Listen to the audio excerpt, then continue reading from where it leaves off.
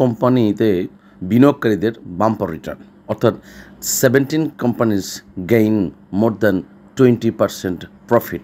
এটা কোন কোন কোম্পানিতে আপনার এই 17% প্রফিট, 20% প্রফিট করেছে, আমি লাস্ট 1 মান্থে অর্থাৎ 1 মাসে যে এই 17টি কোম্পানিতে 20% প্লাস প্রফিট গেইন হয়েছে সেই কোম্পানিগুলো নিয়ে আলোচনা করব।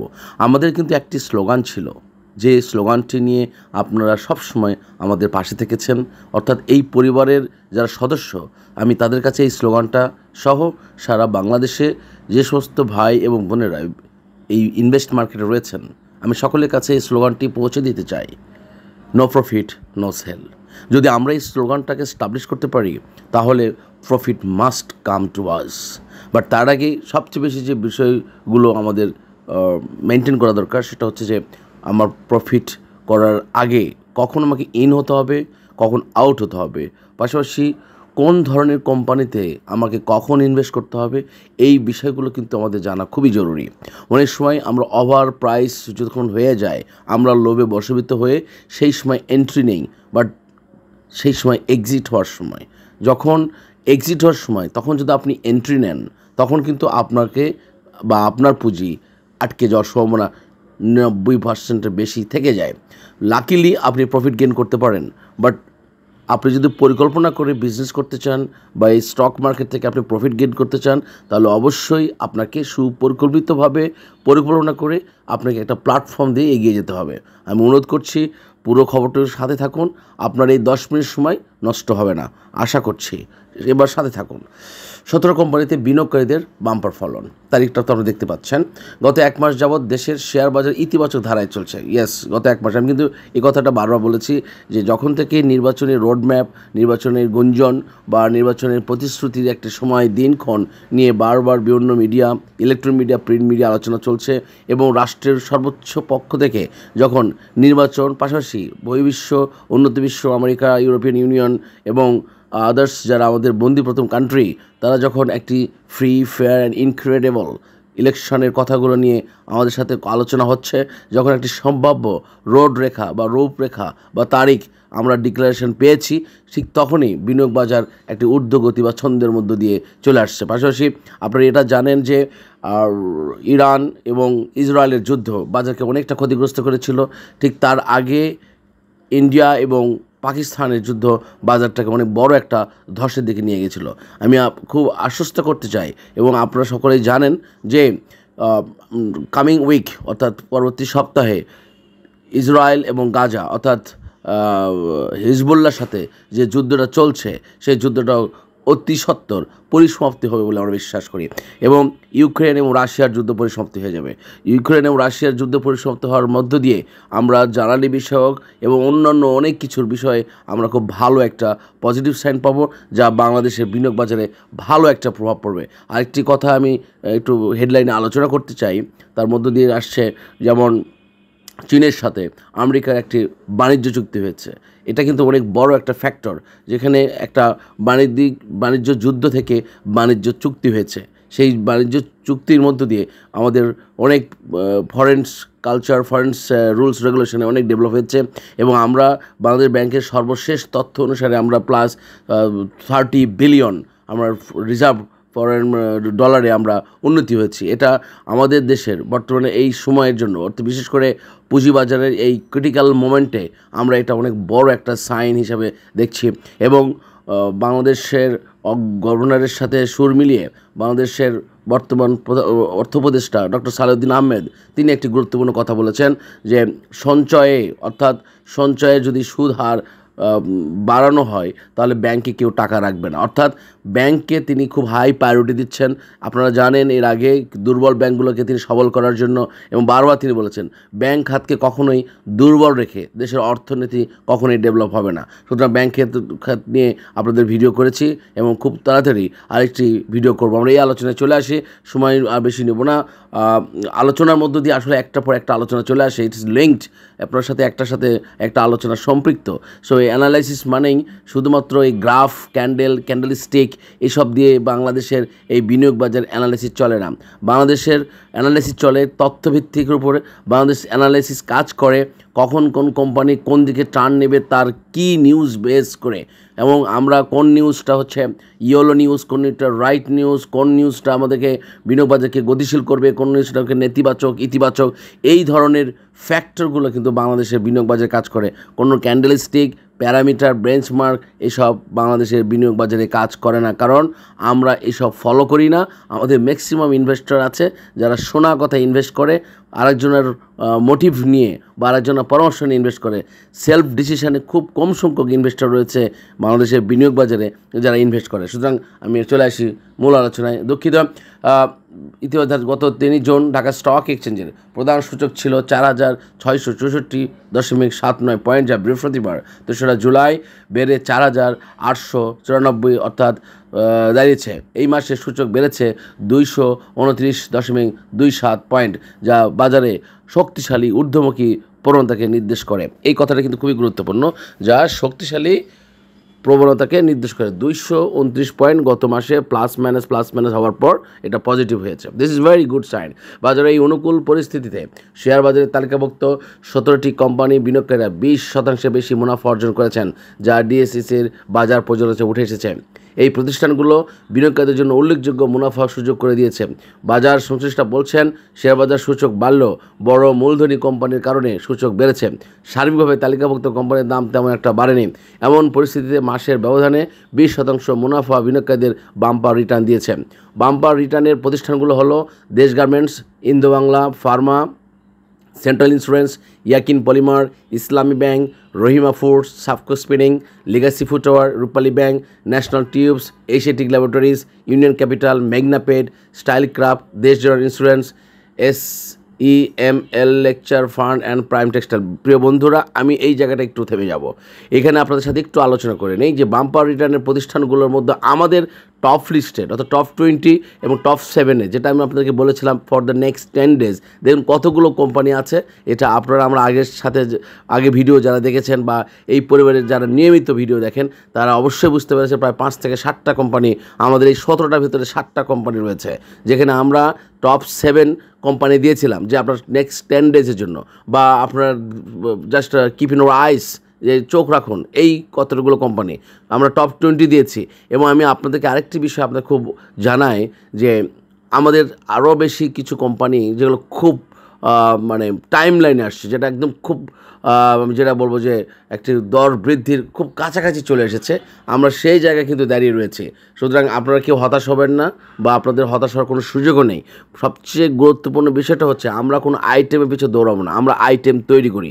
যেমন এই কথাগুলো দেখুন, কোম্পানির নাম বলে দেশ গার্মেন্টস। এই দেশ গার্মেন্টস নিয়ে আমি আজকে প্রায় 10 থেকে 15 দিন ধরে আপনাদের সাথে কিন্তু একদম কন্টিনিউয়াসলি আলোচনা করছি, এবং প্রাইস কীভাবে গ্রাফ অনুযায়ী বৃদ্ধি পাচ্ছে এবং প্রাইস টেবিল দেখিয়ে আপনাদের কিন্তু ব্যাখ্যা দিয়েছি। আপনার ইন্দো বাংলা দেখেই বলছি, সেন্ট্রাল ইন্স্যুরেন্স নিয়ে আমি কথা বলি নাই, ইয়াকিন পলিমার, ইসলামী ব্যাংক নিয়ে আমি আজকে প্রায় 3 মাস ধরে আপনার সাথে কথা বলছি। লাস্টটা আপনারা সকলেই জানেন, এবং এই কথাও আপনাদের বলেছি যে ইসলামী ব্যাংক আপনার গত অর্থ বছরে প্রায় 2000 কোটি টাকার বেশি প্রফিট টেক করেছে। সেই কোম্পানিগুলো যেমন রূপালী ব্যাংক, আজ থেকে 6 মাস আগে থেকে আমি রূপালী ব্যাংক নিয়ে আপনার সাথে কথা বলেছি যে এগুলো রাষ্ট্রায়ত্ত প্রতিষ্ঠান, এরা কখনো এই রাষ্ট্র টিকে থাকলে এই প্রতিষ্ঠানগুলো টিকে থাকবে।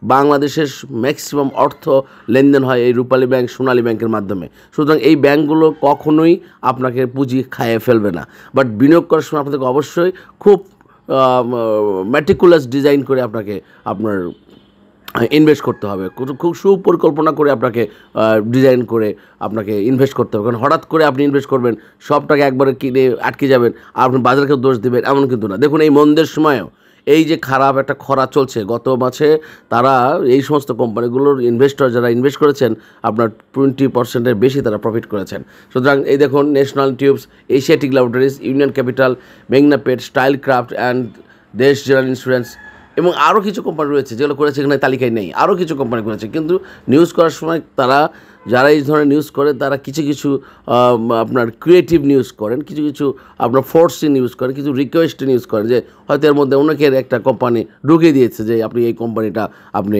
এই নিউজের মধ্যে দিয়ে দিন, বা আপনি নিউজ করছেন আমার 5টা এই কোম্পানির চয়েস আছে, আপনি 5টা কোম্পানি দিয়ে একটা নিউজ করে দেন। সো এই ধরনের ফ্যাক্টর কাজ করে। বাট আমরা তো কাজ করছি বা আমরা আপনার সাথে আছি, একটা প্ল্যাটফর্মে যুক্ত হয়েছি, আমরা সবাই সবার সাথে মন্তব্য দিচ্ছি। যেমন আমার একটা ভাই আজকে আমি কমেন্টস দেখলাম যে বেস্ট হোল্ডিংসের ব্যাপারে উনি জানতে চেয়েছেন। ভেরি সুন বেস্ট হোল্ডিংসের সম্পূর্ণ স্থাবর অস্থাবর সম্পদ এবং কোন কোন প্রজেক্ট নিয়ে বেস্ট হোল্ডিং বর্তমানে কাজ করছে, কোথায় কোথায় তাদের ক্যাপিটাল রয়েছে, সম্পূর্ণ তথ্য আমি সংগ্রহ করছি, নিয়ে আপনাদের সাথে আমি বেস্ট হোল্ডিংস নিয়ে একটা ভিডিও করবো ইনশাআল্লাহ, আপনারা দেখবেন। প্রতিষ্ঠানগুলোর মধ্যে সর্বোচ্চ মুনাফা হয়েছে দেশ গার্মেন্টসের শেয়ারে। গত এক মাসে কোম্পানিটির শেয়ার দর 43 টাকা বা 56.80% বেড়ে দাঁড়িয়েছে 118 টাকা 70 পয়সা। দেখছেন, আমি আপনাদের যখন দেশ গার্মেন্টসের কথা বলি তখন প্রাইস কত ছিল আর এখন কত প্রাইসে দাঁড়িয়েছে, আমি এটা নিয়ে কম্পারেটিভলি প্রাইস লাস্ট টপ 7-এর এটা নিয়ে আমি একটা ভিডিও করব, আজকেই করব, এবং আপনারা দেখতে পাবেন ইনশাআল্লাহ। দাঁড়িয়েছে গত এক মাসের মধ্যে সর্বোচ্চ, এই এক মাসের মধ্যে কোম্পানিটির সর্বনিম্ন দর ছিল 75 টাকা। আমি যখন এটা 90 টাকা ছিল, 80 টাকা ছিল, ঠিক তখন থেকে আপনাদের সাথে আমি এটা নিয়ে কথা বলছি। তার আগে বেশ কয়েকবার আপনাদের কথা বলেছি। বাট আপনারা যারা আমার বা আমাদের পরিবারের সাথে সম্পৃক্ত রয়েছেন, বা যারা এই যে নো প্রফিট নো সেল এই স্লোগানটি ধারণ করে টিকে রয়েছেন, আমি বিশ্বাস করি তারা সকলেই প্রফিট গেইন করছেন। আমি আপনাদের অভিনন্দন জানাই, আপনাদের সাধুবাদ জানাই। দ্বিতীয় সর্বোচ্চ মুনাফা হয়েছে ইন্দো বাংলা ফার্মার শেয়ারে। গত এক মাসে কোম্পানির শেয়ার দর 4 টাকা 80 পয়সা বা 52.75% বেড়ে দাঁড়িয়েছে 13 টাকা 90 পয়সা, যা গত এক মাসের মধ্যে সর্বোচ্চ। গত এক মাসের মধ্যে কোম্পানিটির সর্বনিম্ন দর ছিল 9 টাকা 10 পয়সা। তৃতীয় সর্বোচ্চ মুনাফা হয়েছে সেন্ট্রাল ইন্স্যুরেন্স ফার্মার শেয়ারে। গত এক মাসে কোম্পানির শেয়ার দর 11 টাকা 10 পয়সা থেকে 45.12% বেড়ে দাঁড়িয়েছে 35 টাকা 70 পয়সা। গত এক মাসের মধ্যে কোম্পানিটির সর্বনিম্ন দর ছিল 24 টাকা 90 পয়সা, যা গত এক মাসের মধ্যে সর্বোচ্চ দর ছিল 39 টাকা 90 পয়সা।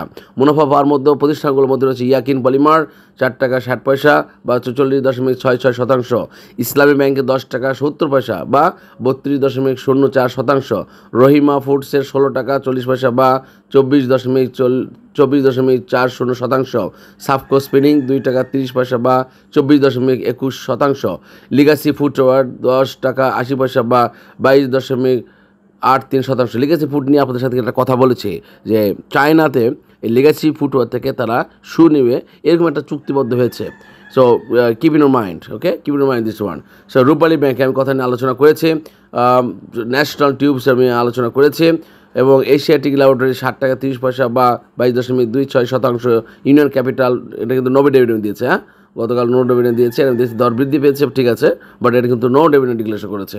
সেটা নিয়েও কিন্তু আমি একটা ভিডিও করেছি যে আপনারা কেন এই সমস্তগুলো দেখেন না, কারা কিসের মদদে কার চক্রে আপনারা আজকে 2 বছর 3 বছর আগের পুরনো ফাইল টান মারছেন। বাট বর্তমান সময়ে যারা রিটার্ন বা অডিট রিপোর্টকে ফাঁকি দিয়ে, যারা বিভিন্ন রকম গোঁজামিল হিসাব দিয়ে আপনাদের চোখের সামনে আমাদের মতো বিনিয়োগকারীদের হতাশাগ্রস্ত করছে, বিনিয়োগকারীদের স্বার্থ ভুলণ্ঠিত করছে, বছর পর বছর তারা ডিভিডেন্ড দেওয়ার ডিক্লেয়ার করেও তারা ডিসবার্স করছে না, এই ধরনের কোম্পানিকে আপনারা না ধরে আজ থেকে 2 বছর 3 বছর আগে তার দাম বৃদ্ধি পেয়েছিল সেটা আপনি অনুসন্ধান করছেন, তদন্ত প্রতিবেদন করছেন। এটা অত্যন্ত দুঃখজনক যে আপনারা এখন পর্যন্ত এই বাজারের পালস বুঝতে পারেন নাই, বিনিয়োগকারীদের পালস বুঝতে পারেন না। হোয়ারএজ আপনারা সেখানে বিনিয়োগকারীদের আস্থা ফেরানোর জন্য বুকে হাত রেখে কথা বলছেন, বিভিন্ন রকম মাইকে বক্তব্য দিচ্ছেন। আমি অনুরোধ করব আপনারা বক্তব্য না দিয়ে আপনার কাজে ইমপ্লিমেন্ট করুন। বিনিয়োগকারীদের আস্থা তখনই তৈরি হবে যখন দৃশ্যমান কিছু অ্যাকশন আমরা দেখতে পাবে এবং আমরা সেটা জানতে পারবো, এবং খুব সহজেই সুশাসন প্রতিষ্ঠা যদি করতে পারেন তাহলে বিনিয়োগকারী আস্থা ফিরে পাবে বলে বিশ্বাস করি। যদিও সাম্প্রতিক সময়ে শেয়ার বাজারে ইতিবাচক প্রবণতা, কিছু কোম্পানির শেয়ারের উল্লেখযোগ্য দর বৃদ্ধি দেখা দিয়েছে, বিনিয়োগকারীদের বৃহৎ অংশ এখনও লোকসানের বৃত্ত থেকে বের হতে পারেনি, তাদের মুখে হাসি ফোটেনি। 30 থেকে 40% শেয়ার দর বাড়লেও বিগত সময়ের ব্যাপক লোকসানে পাল্লা এতই ভারী যে অধিকাংশ বিনিয়োগকারী এখানে তাদের মূলধন ফিরে পাওয়ার প্রতীক্ষায় রয়েছেন। This is very much right. আমি এই জন্য সবসময় আপনাদেরকে একটা কথা বলে রাখি যে আপনার ক্যাপিটাল কিন্তু আপনাকে খুব ওই যে মেটিকুলাস ডিজাইন করে, মানে খুব সুপরিকল্পনাভাবে আপনাকে কিন্তু ইনভেস্ট করতে হবে। আপনি ছোটো ছোটো করে ইনভেস্ট করতে হবে, ছোটো করে আপনাকে অ্যাভারেজ করতে হবে, এবং ছোটো করে আপনাকে সেল করতে হবে যদি আপনি মার্কেটের সাথে বিজনেস করতে চান।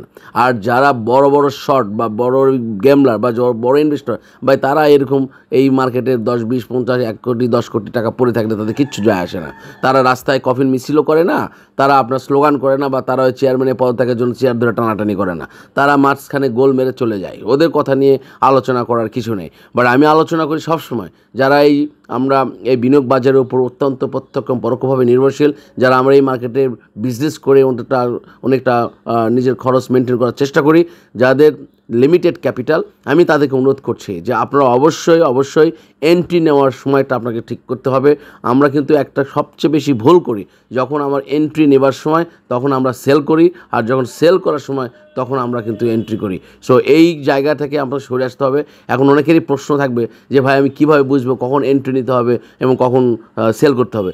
আমি বলছি সেই জন্যই আপনাদেরকে কোনো একটা প্ল্যাটফর্মে সংযুক্ত থাকতে হবে, যেখানে সব সময় আপনি তথ্য আপডেট পাবেন। আপনি যদি তথ্য আপডেট না পান, আপনি যদি কারো দ্বারা বায়াসড হয়ে বা কারো ইনফরমেশন নিয়ে বা কারো পরিকল্পনায় বা কারো পরামর্শ নিয়ে যদি আপনি বাই সেল করেন, আপনি কিন্তু প্রফিট হয়তো পাবেন, বাট আপনি কখনো এই বাজার সম্বন্ধে কোনো পালস বা বাজার ফ্যাক্টর কিছু বুঝতে পারবেন না। সো বাজারে কিছু প্যারামিটার রয়েছে, বেঞ্চমার্ক রয়েছে, বাজারের বিনিয়োগকারীদের পালস রয়েছে, কিছু ইনফরমেশন বেস রয়েছে, কখন কোন দিকে যাবে এটা রয়েছে। এই সমস্ত আপনাকে সুনিশ্চিতভাবে পাওয়ার জন্য যে কোনো একটা প্ল্যাটফর্মে আমাদের মতো যারা নিয়মিত আপনাকে তথ্য দিয়ে সহযোগিতা করবে সেখানে শুনতে থাকবেন, নিয়মিত কন্ট্রিবিউশন করবেন, মাঝে মাঝে সেখানে আপনার মন্তব্য জানতে চাইবেন, আপনি কমেন্টস লিখবেন, উৎসাহ দিবেন, পাশাপাশি আপনার কোনো প্রশ্ন থাকলে সেখানে লিখিয়ে দিবেন। আমরা সেই অপেক্ষায় থাকি এবং আশা করছি আগামীকালের বাজার ভালো হবে কি না আমি স্পষ্ট করে বলবো ইনশাল্লাহ। আগামী নেক্সট ভিডিওতে আমি সেটা বিস্তারিত আলোচনা করবো। এই পর্যন্ত সকলের জন্য শুভকামনা রইল। আল্লাহ হাফেজ। আসসালামু আলাইকুম ওয়া রাহমাতুল্লাহি ওয়া বারাকাতুহু।